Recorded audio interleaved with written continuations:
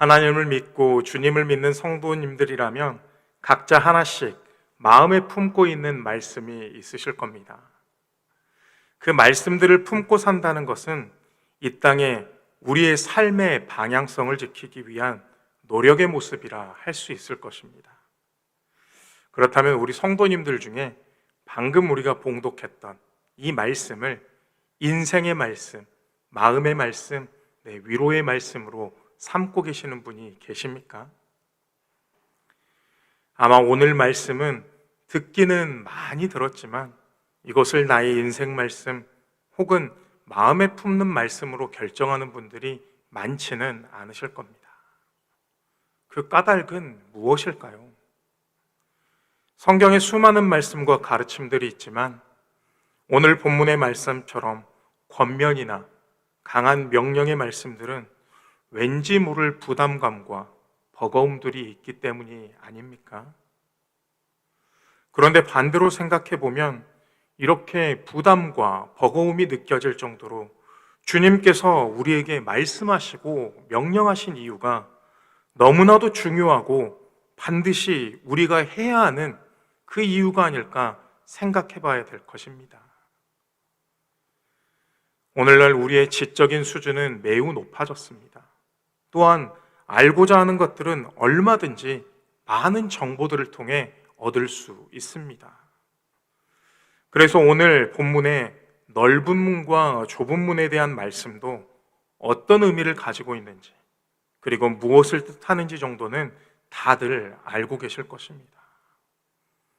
하지만 문제는 이렇게 우리가 아는 것이 많아지고 지식의 영역은 넓어져 있지만 그것을 내 삶의 실천과 행동으로 옮기는 것은 어려워하고 있다는 사실입니다. 오늘 본문을 포함하고 있는 큰 틀은 산상수훈입니다. 그러므로 이 산상수훈을 이해하는 것을 통해 오늘 본문의 의미를 더 깊게 살피는 계기가 될 수 있습니다. 그런 의미에서 이 산상수훈에 대해서 연구하고 그리고 거기에 대해 정의하고 있는 학자들의 이야기를 먼저 살펴보도록 하겠습니다.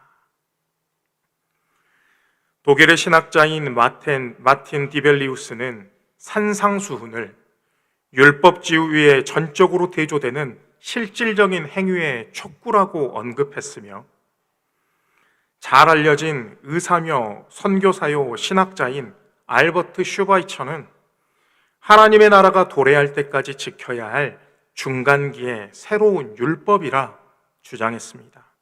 또 독일의 루터교 신학자인 게르하르트 키틀은 율법의 주장을 강화하여 회개의 삶을 요청하는 거룩한 요청으로 설명하고 정의하고 있습니다. 이러한 신학적인 해석들은 당시 학문적인 사조인 목적론적 해석의 영향으로 산상수훈을 그저 고결한 인간의 목표, 이상향적인 방향으로 이해하는 수준에 머물게 했습니다. 이러한 해석과 가르침의 영향으로 우리 믿는 자들에게도 산상수훈의 말씀이 실제가 되고 행동이 되어야 하는 말씀이 되지 못하고 언젠가는 이루어야 할, 그리고 언젠가는 성취하면 되는, 그리고 마지막에 그것을 넘어서기만 하면 되는 그런 목표로만 여겨지는 그런 말씀이 되고 말았습니다. 하지만 성도님들도 이미 성경의 말씀들을 통해 아시다시피 예수님께서는 형식적인 것이 아니라 행함과 실천을 중요하게 여기셨고 또한 권면하셨습니다. 마태복음 23장 말씀처럼 서기관과 바리새인들의 행함이 없는 외식을 회칠한 무덤이라 꾸짖으셨고 진정한 실천이 없는 무리들에게 신실한 행함의 중요함을 가르치시던 분이 바로 예수님이셨습니다. 그런 예수님께서 제자들과 그 무리들에게 산상수훈을 통하여 전해진 메시지가 앞서 말씀드린 신학자들의 해석처럼 새로운 율법의 기준이나 거룩한 요청 정도의 가치로 머무르고 있다는 것은 우리가 납득하기 어려운 일이라 할 것입니다. 그래서 앞서 말씀드린 해석과 달리 복음주의 신학자이자 영국 성공의 신부인 마이클 그린은 산상수훈과 오늘 본문인 좁은 문과 넓은 문에 대해 이렇게 정의했습니다. 우리가 가야 할 곳은 우리의 이해를 능가하는 곳이다. 그렇기에 우리의 이해와 능력으로 천국에 갈 수 있다 여기는 것은 교만이다. 그러므로 산상수훈의 좁은 문은 우리가 할 수 있으면 가야 하는 곳이 아니라 그럼에도 불구하고 고군분투해야 하는 곳이다. 말 그대로 우리가 가야 할 그 천국이 내가 이해되고 내 능력으로 갈 수 있는 것이 아님을 알고도 그 길을 바라고 가는 것처럼 산상수훈의 좁은 문도 들어서 감동이 되고 이상향에 무엇이 되는 그런 것이 아니라 어렵고 힘들지만 그 길을 향해서 가기를 힘쓰고 노력해야 한다고 설명하고 있는 것입니다. 이런 견지에서 오늘 본문의 말씀을 살펴보면 오늘 본문에서 이야기되고 있는 좁은 문의 상대적인 개념인 넓은 문은 어떻게 설명되고 있습니까? 그곳은 크고 넓습니다. 그래서 편하고 쉬운 길입니다. 심지어 들어가는 자들도 많습니다. 그런데 그 크고 넓고 편하고 쉬우며 많은 사람들이 모이는 길은 어디이며 어디로 인도한다고 오늘 말씀은 전하고 있습니까? 본문 13절은 그 넓은 문은 멸망으로 인도하는 문이라 이야기하고 있습니다. 멸망의 헬라어 원어는 아폴레이아입니다.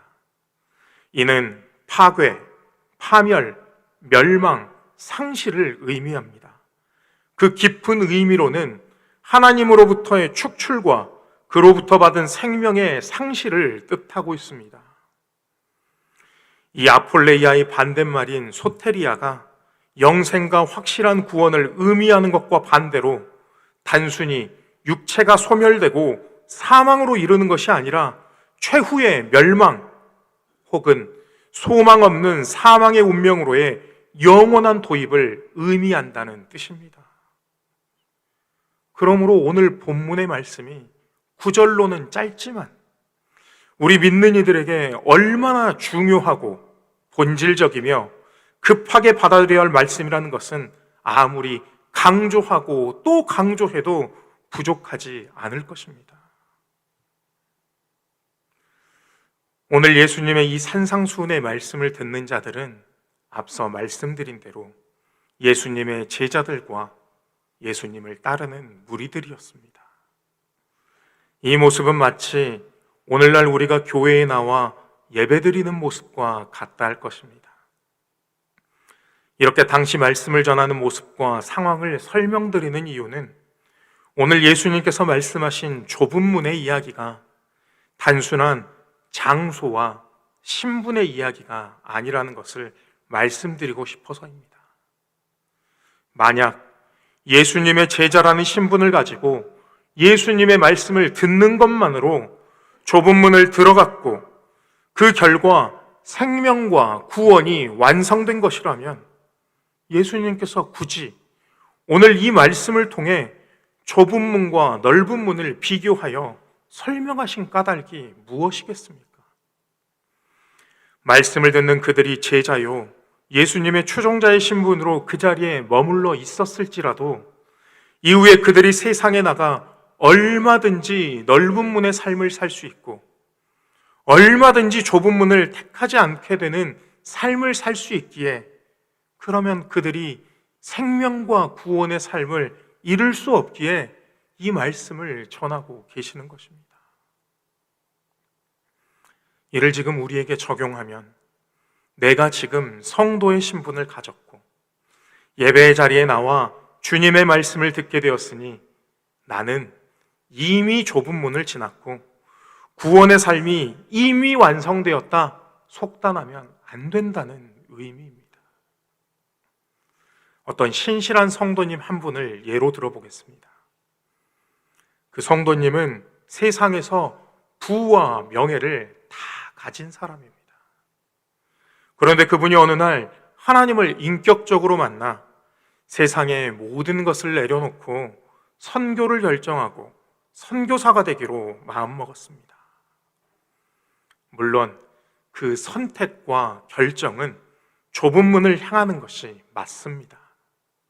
하지만 그 결정 이후에 그분의 삶이 넓은 문을 향하고 포도나무와 좋은 열매의 삶이 아닌 가시나무와 엉겅퀴의 삶을 살게 된다면, 그 길이 좁은 문의 완성인 생명과 구원의 삶이 아니라 파멸과 멸망의 길을 걷게 된다면, 그 삶이 과연 좁은 문을 통과한 삶이라 할 수 있겠습니까?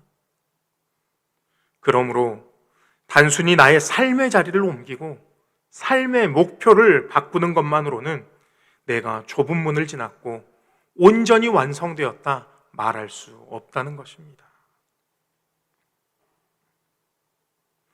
만약에 믿는 우리들이 교회 안에서는 거룩의 길을 걷고 하나님의 제단을 잘 쌓고 있지만 세상에 나가서는 나만의 바벨탑을 쌓고 넓은 길, 넓은 문만을 향해 가고 있다면, 그것이 어떻게 주님이 말씀하시는 그 좁은 문의 길, 생명의 완성이라고 부를 수 있겠습니까?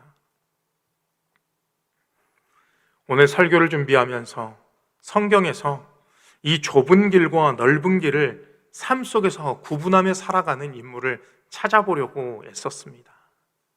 새롭고 다른 인물이 있었으면 참 좋았겠지만 아무리 찾아보아도 다윗만한 인물이 없었습니다. 다윗은 자신에게 주어진 현실과 어려움을 회피하지 않았습니다. 오히려 그 어려움과 힘듦이 찾아올 때마다 하나님을 바라보며 하나님 앞에 서서 하나님과 함께 그 현실을 살아냈습니다.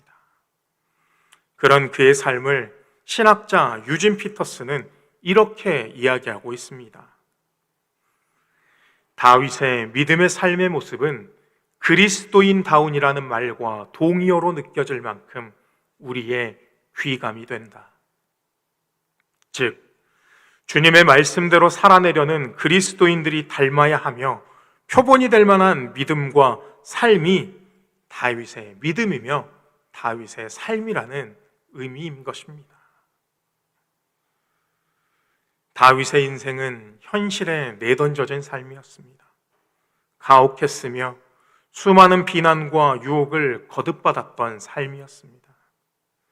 하지만 만약에 그가 인생에 더 쉬운 길을 타협하고 그의 마음과 생각을 세상의 기준에 두고 조금만 더 느슨하게 혹은 나태해졌었더라면 아마 그의 인생은 세상의 기준으로는 더 쉬운 삶, 더 편안한 삶이 되지 않았을까요?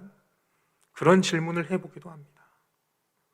하지만 그는 그의 인생의 선택의 갈림길마다 넓은 문에 타협하지 않고 하나님 앞에 서려 했고 하나님의 사람으로 끝까지 살아내고자 노력했습니다. 그 결과 그는 하나님의 마음에 합한 자, 생명과 구원의 길을 걷는 자가 될 수 있었습니다. 그런 그의 삶과 선택의 이야기를 통해 아직은 손에 잡히지 않고 어렵게만 느껴지는 이 좁은 문의 길에 대하여 조금 더 살펴보기를 원합니다. 먼저 다윗은 하나님을 향한 인생을 살았습니다. 다윗이 작성한 시편 11편, 23편, 34편 등등 수많은 시편들을 보면 그 다윗이 처한 상황들이 편하거나 형편이 좋은 상태에서 적은 시들이 아니었습니다. 적들에게 쫓기고 위기에 처하며 위협과 생명의 위험을 느끼는 상황들의 연속이었습니다. 그때마다 다윗은 이렇게 고백합니다. 나는 여호와께 향하리라. 나는 여호와께 피하리라. 나는 여호와께 머물리라. 그렇게 매번 위태롭고 위험한 순간 늘 하나님을 향하여 피하고 택했던 그의 선택은 그의 삶과 인생을 사망이 아닌 생명으로 인도하였고 멸망이 아닌 구원의 길을 걷는 자가 되게 하였습니다. 사무엘상 22장 31절 말씀입니다. 하나님의 도는 완전하고 여호와의 말씀은 진실하니 그는 자기에게 피하는 모든 자에게 방패시로다. 그의 선택은 항상 하나님이었습니다. 그 완전하고 진실하신 하나님을 신뢰하고 택한 길이었습니다. 우리는 지금 내가 가야 할 길, 내가 택해야 할 선택지가 좁은 문이며 힘든 길이라 생각하게 되면 어떤 마음이십니까? 그 길을 가기도 전에, 그 길을 택하기도 전에 힘들고 어렵게 느껴지지 않으십니까? 하지만 다윗의 담대한 고백처럼 내가 가야 할 길이, 나의 선택이 완전하시고 진실하신 하나님의 문이고 주님의 길이라 생각한다면 어떻게 느껴지시겠습니까? 그 길은 더 이상 어려움이며 힘듦의 길과 문만으로 느껴지지는 않을 것입니다. 내 마음의 어려움과 요동을 집중하지 않고 하나님을 집중하게 되면 강하고 담대함으로 그 문과 길을 당당히 걸어갈 수 있게 됩니다. 그리고 그 결과 우리 역시도 사망에서 생명으로, 멸망에서 구원으로 은혜를 받을 수 있게 되는 것입니다. 그렇게 다윗이 하나님만 향했던 인생이었듯이 우리도 하나님만 바라는 인생이 되기를 원합니다. 둘째, 하나님만이 복이라 고백했습니다. 시편 16편 2절입니다. 내가 여호와께 아뢰되 주는 나의 주님이시오니 주밖에는 나의 복이 없다 하였나이다. 오늘날 세상이 주는 풍족함으로 인해 우리는 너무나도 많은 여유와 넉넉함이 생기고 말았습니다. 그래서 우리의 시선은 하나님이 주신 것만 바라보지 못하게 되었습니다. 그리고 그렇게 생겨난 균열의 작은 틈으로 미혹의 영이 들어와 지금껏 우리가 하나님께 받았던 복들을 온전히 고백하지 못하게 하고 다른 것들로 우리의 마음과 시선을 빼앗기게 합니다. 그런데 다윗의 인생에서도 그런 일이 있었습니다.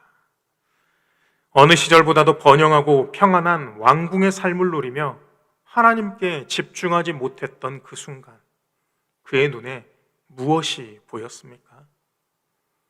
목욕하던 밧세바가 그의 눈에 들어왔습니다. 그리고 그 결과는 무엇이었습니까? 그 음욕으로 인한 간음과 자신을 형제처럼 따랐던 동료를 배신하고 죽이는 죄의 길을 걷게 됩니다. 한 번 어긋난 그의 죄의 방향은 거듭난 죄의 선택을 반복하게 했습니다. 이는 비단 다윗의 이야기만이 아닙니다. 우리도 하나님께 집중하지 못하고 하나님만이 내게 복 주시는 분이며 내 모든 것임을 고백하지 못하게 되는 순간 죄는 우는 사자와 같이 순식간에 우리를 삼키고 우리의 마음을 빼앗고 말 것입니다. 우리의 삶이 생명의 선택, 좁은 문을 향하고 택하는 선택을 하지 못하여 하나님이 주시는 복의 자리, 생명의 자리에서 멀어지게 만들고 말 것입니다. 그러므로 우리의 복이 하나님께 있음을 항상 고백해야 할 것입니다. 그리고 하나님만이 내 모든 것이라는 그 진실한 고백을 통하여 내 삶에, 내 인생에 희생과 대가를 치르는 그 순간에도 기쁨으로 감당하고 기쁨으로 고백하는 우리가 되어야 할 것입니다. 그렇게 모든 것이 하나님의 소유요, 하나님이 주신 것이기에 내게 있는 모든 얻음도 혹은 상실도 하나님께 감사와 기쁨으로 고백하는 삶이 되는 것입니다. 그렇게 오직 하나님만이 나의 복이시라는 놀라운 고백은 내 인생의 모든 결정과 선택을 하나님의 뜻과 영광을 위한 결정과 선택으로 이끌게 됩니다. 그리고 그 귀한 고백과 순종을 통해 비로소 어려워 보이고 힘들어 보이고 불가능해 보이던 좁은 길의 삶을 살아가며 천국을 향한 발걸음을 한 걸음 한 걸음 디딜 수 있게 되는 것입니다. 그렇게 하나님만이 나의 복이라는 다윗의 고백처럼 우리의 삶의 고백, 인생의 고백이 하나님만을 찾아 주님이 계시는 그 문, 복의 문을 향해 나아가는 모든 성도님들이 되시기를 원합니다. 이번 휴가 기간 동안에 저는 믿음에 관련된 이야기들을 많이 접하려고 애썼습니다. 그러던 중 특별한 고등학교 이야기를 하나 보게 되었습니다. 그곳은 경상남도 거창군 거창읍에 있는 거창고등학교라는 곳입니다. 이 학교는 1953년에 개교한 학교입니다. 이 학교의 특징은 무엇이냐? 사교육이 없음에도 불구하고 소위 명문대라 불리는 서울대, 연세대, 고려대에 입학하는 입학률이 그 지역에서 최고를 자랑하는 학교였습니다. 수험생들을 두고 있는 학부모님들은 귀가 솔깃하시지요. 그런데 이 학교의 특징은 무엇이냐? 사교육이 없고 그리고 세상이 말하는 좋은 직업에 집중하지 않는다는 이상한 특징을 가지고 있었습니다. 왜 그런지 그 이유를 살펴보니 이는 이 학교의 정신적인 지주이며 기틀을 마련하신 3대 교장, 고 전영창 교장 선생님의 영향 때문이었습니다. 이 전영창 선생님은 우리나라 1세대 미국 유학생이었습니다. 그 시절 미국에 유학을 갈 정도이니 유학만 잘 마치고 돌아오면 그의 인생의 탄탄대로는 보장되어 있었을 것입니다. 그런데 그가 유학을 하던 도중에 우리나라에 6.25가 발발하게 됩니다. 그리고 그는 조금도 망설이지 않고 나라와 민족을 위해 유학을 포기하고 귀국을 결정합니다. 그리고 그는 나라와 민족을 위해 자신을 희생했습니다. 그리고 후에 어려움에 처한 이 거창고등학교를 인수하여 빛과 소금이라는 교훈을 가지고 하나님 나라의 인재를 육성하는데 자신의 모든 힘을 쏟았습니다. 그의 모든 인생의 이야기를 지금 다 나눌 수는 없지만 이 작은 삶의 단편만 보아도 그는 결코 넓은 길을 택하지 않고 좁은 길을 택하여 걸었던 인물임을 우리는 알 수 있습니다. 그리고 그의 삶을 잘 나타내주며 오늘날까지도 거창고등학교 재학생들과 졸업생들의 인생의 기준이 되는 직업 선택의 10계명이라는 것을 남기셨습니다. 이 직업 선택의 10계명이 오늘 본문의 말씀과 또 우리가 앞으로 살아나가야 할 좁은 문에 대한 그 가치와 맞닿아 있기에 여러분들에게 소개해드리고자 합니다. 이 직업 선택의 10계명을 우리 다 함께 합독해 보도록 하겠습니다. 하나, 월급이 적은 쪽을 택하라. 둘, 내가 원하는 곳이 아니라 나를 필요로 하는 곳을 택하라. 셋, 승진 기회가 거의 없는 곳을 택하라. 넷, 모든 조건이 갖추어진 곳을 피하고 처음부터 시작해야 하는 황무지를 택하라. 다섯, 앞을 다투어 모여드는 곳은 절대 가지 마라.